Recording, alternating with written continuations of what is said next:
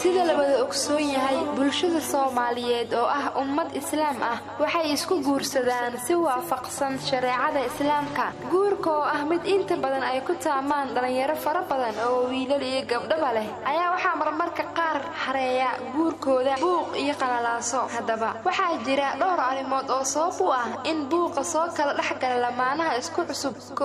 waxaa sababi kara been hore loo sheegay ama ballanqaad oo sameyn karin ninka wax guursaday taasoo ah mid ugu weyn ee burburin kara qoyska cusub rag badan ayaa aaminsan in dumarka lagu soo xirigeliyo been laguna dhaqorun waana mid maskaxdooda ku dhalisa in ay lamaanahooda been u sheegaan laba madax adeega dumarka wuxuu sababi karaa in qoysas badan oo burburiyo dumarka waxaa ku jira kuwa madax adag oo aan dhag jalaq u siinin hadallada ka soo yeera saygooda ayagoon u dhaqma sida in ay weli kali ku yihiin nolosha mana ahan wax inta badan la arko balse way dhacdaa arintaasi waxaana la sheegay in dumarka feerqa lawcad laga abuuray sida darteedna ay tahay in si jilicsan loola dhaqmo hadal naxariisna lagula hadlo saddex kala tag lamaanaha waxaa qayb weyn ka qaata dhaqaale yarida soo wajahda qoyska waayo haddii si jirin dhaqaale uu qoys ku tiirsan yahay ma jirayso nolol farxad leh waxaana dhacda in samir iyo dulqaad badan kadib ay lamaanuhu kala tagaan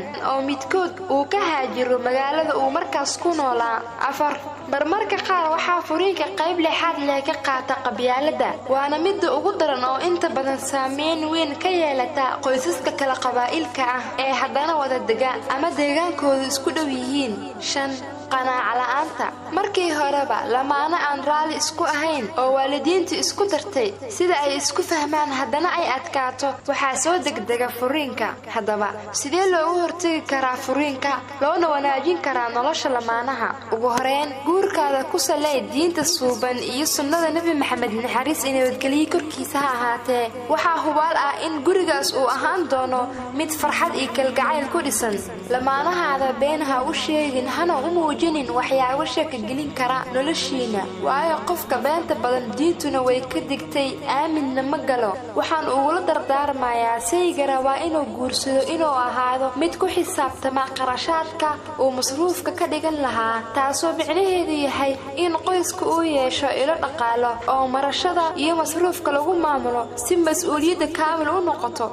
الله سبحانه وتعالى يا وح أرزاقه لكن دذال إن لا يماذا ولا مهران وحا مهم والدين إن أي كان مقله كقاتان يرين تفرينك أيوة سوى ناكسن أوقب قادن كرا سيدا إن خلافك كل ميان الإصلاح بين الناس تلقود هذا muuqaal kan waxa ugu talagalay in aan ku wacyigeliyo bulshada Soomaaliyeed oo furiinka agtooda ku fudud yahay waxaana muhiim ah inaan fahanno nolosha wanaagsan iyo sida farxada loogu noolaado furiinka oo yaraada waxa yaraanaya dayaca ku yimaada carruurta